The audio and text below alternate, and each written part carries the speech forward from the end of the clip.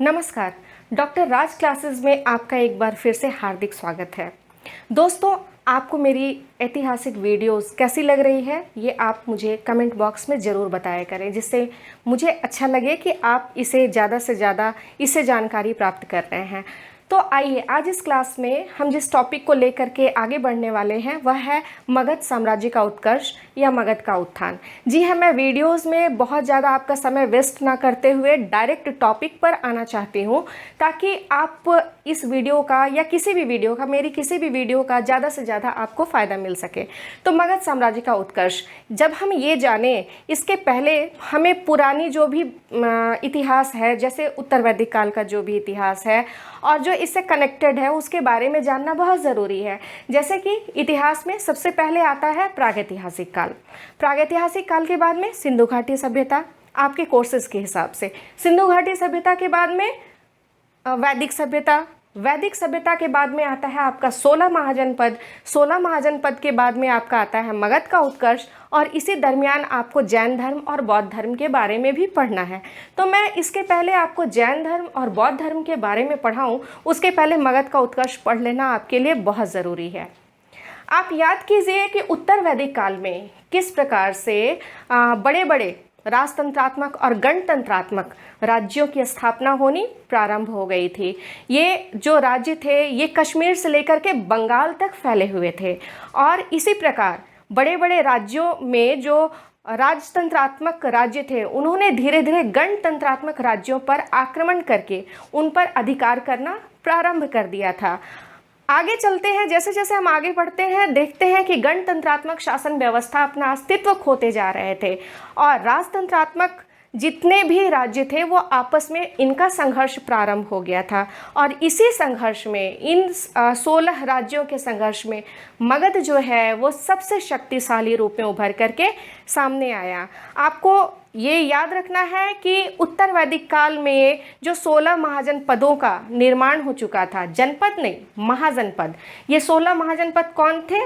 काशी, कौशल, अंग, मगध, वज्जी, मल्ल, चेदी, वत्स, कुरु, पांचाल, मत्स्य, सूरसेन, आसक, अवंती, गांधार और कंबोज। जी हाँ, आप इसके बारे में डिस्क्रिप्शन बॉक्स में भी पढ़ सकते हैं, और ये आपको याद रखना बहुत ही ज़रूरी है।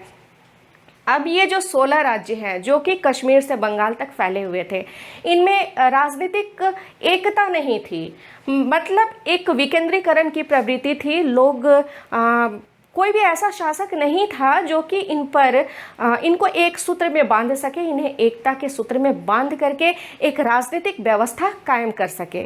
ऐसी स्थिति में संघर्ष का होना अनिवार्य था, और इन सभी संघर्षों में मगध एक सबसे शक्तिशाली रूप में उभर करके सामने आया। जी हाँ, मगध का इतिहास आगे चल करके यही प्राचीन भारत का इतिहास बन गया। केंद्र में मगध आ गया, जिसे हम आज के बिहार के नाम से जानते हैं। बिहार प्रदेश जो है वो प्राचीन कालीन मगध ही है। धीरे धीरे मगध का जो राजनीतिक इतिहास है, यहीं से इतिहास लेखन प्रारंभ हो जाता है। मगध प्रदेश की सबसे पहले जानकारी जो है वो हम ऋग्वेद में पाते हैं। ऋग्वेद में एक शब्द है किकट, और इतिहासकार ऐसा मानते हैं कि ये जो किकट क्षेत्र था यही मगध का क्षेत्र था। और इसके अतिरिक्त यजुर्वेद और अथर्ववेद में हम मगध को मगध के नाम से ही पाते हैं। तो हम देख रहे हैं कि जो इसका नाम है वो हमें ऋग्वेदिक काल से ही मिलना प्रारंभ हो जाता है। आगे चल कर के मगध पर एक से एक शक्तिशाली शासकों ने शासन किया। सबसे पहले इस पर शासन करने वाला जो वंश था वह था हर्यक वंश। हर्यक वंश के बाद में शिशुनाग वंश, शिशुनाग वंश के बाद में नंद वंश, और नंद वंश के बाद में मौर्य वंश।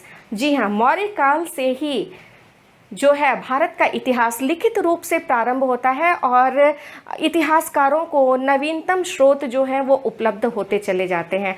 चंद्रगुप्त मौर्य इस नाम से कौन परिचित नहीं होगा। इसके अतिरिक्त भी बहुत सारे ऐसे शक्तिशाली शासक हैं जिन्होंने मगध के विकास में अपना महत्वपूर्ण योगदान दिया। तो चलिए, अब मगध जो धीरे धीरे इतना शक्तिशाली होता जा रहा था, इसके क्या कारण थे? निश्चित तौर से यह जो था अन्य महाजनपदों से अलग था, तभी तो यह इतना आगे बढ़ा। तो इसके कुछ पॉइंट्स हैं, जो पॉइंट्स आपको याद रखना बहुत ज़रूरी है।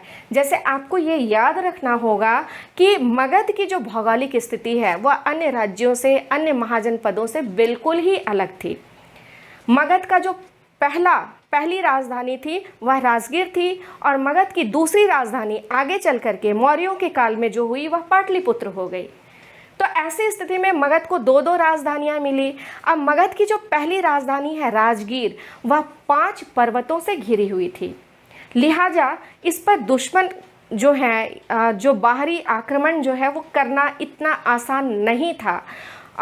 बाहरी दुश्मन जो है इस पर आसानी से आक्रमण नहीं कर सकते थे। ऐसी स्थिति में राजगीर जो था वो बहुत ही सुरक्षित प्रदेश था, और यहाँ के शासक दिनों दिन अपनी उन्नति कर सकते थे। यहाँ की प्रजा अपनी उन्नति में लगातार लगी हुई थी।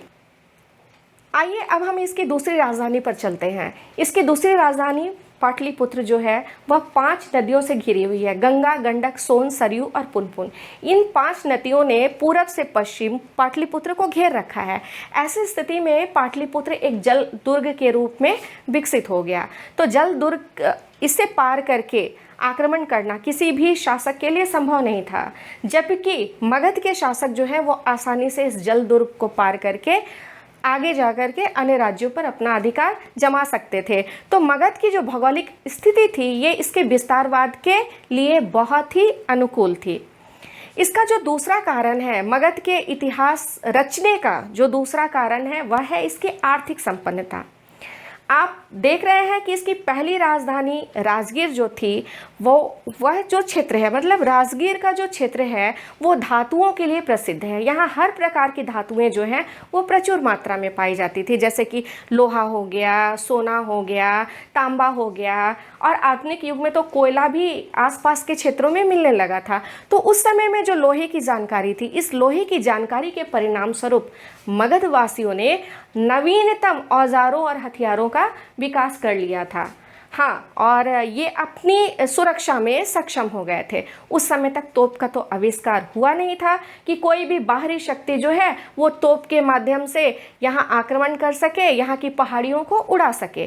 तो इस तरह से हम देखते हैं कि यहाँ धातुओं का पाया जाना, यहाँ खनिजों के पाए जाने की क्रिया ने मगध को बहुत ही शक्तिशाली बना दिया था, आर्थिक रूप से इसे बहुत ही संपन्न बना दिया था। बाद में आगे चल करके पाटलिपुत्र जो इसकी राजधानी बनी, तो ये 5 नदियों से घिरी हुई थी। तो इन 5 नदियों का जो दोआब क्षेत्र है, जो इनका उपजाऊ क्षेत्र है, जिसके चलते यहाँ सालों भर कृषि कार्य होने लग गए थे, सालों भर नदियों से पानी मिलना प्रारंभ हो गया था। तो ये मतलब निश्चित तौर पर ऐसा कहा जा सकता है कि ये ऐसा जलवायु प्रदेश था कि यहाँ कृषि कार्य सालों भर होते रहते थे और लोगों को खाद्यान्न की समस्या से कभी भी गुजरना नहीं पड़ता था। और साथ ही साथ लोग जो हैं वो अपने विकास के क्षेत्र में कार्य करने लगे। शासक भी जो हैं उन्हें भी निश्चिंत होकर के अपने विस्तारवादी नीतियों को आगे बढ़ाने का मौका मिल गया। दूसरी बात है कि मुद्रा का भी प्रचलन हो चुका था।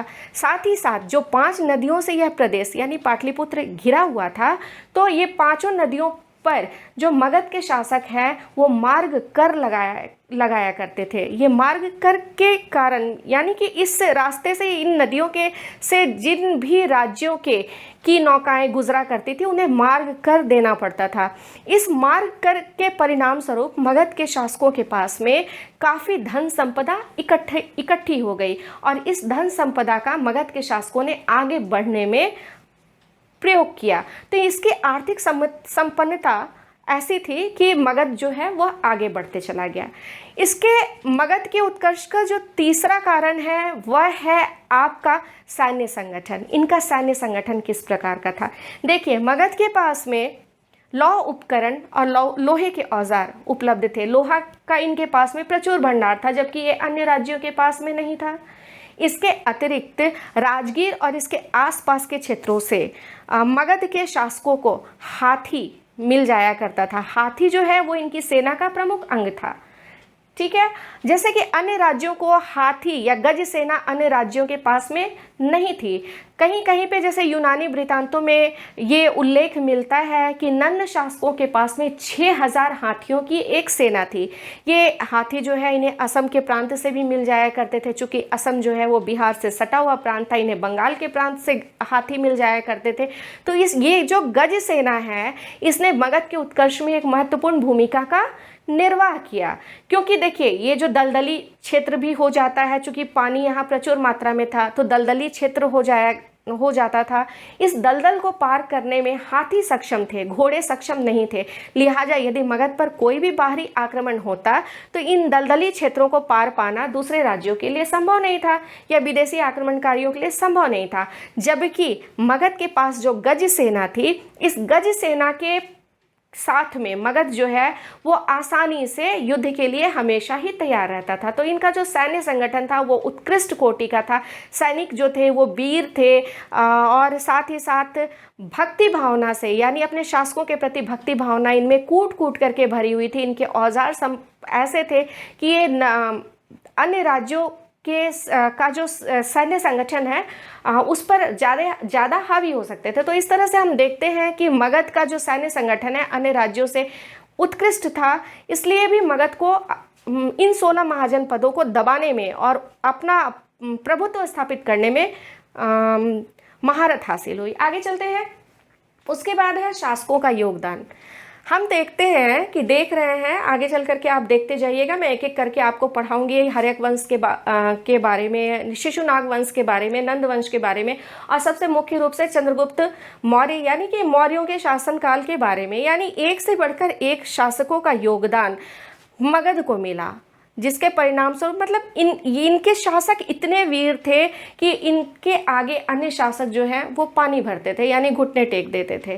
तो ऐसी स्थिति में जो इन वंशों के शासक हुए, एक से बढ़कर एक प्रतापी शासक हुए, उन्होंने मगध को लेकर पूरी तरह से फोकस किया और मगध को काफ़ी आगे बढ़ाया।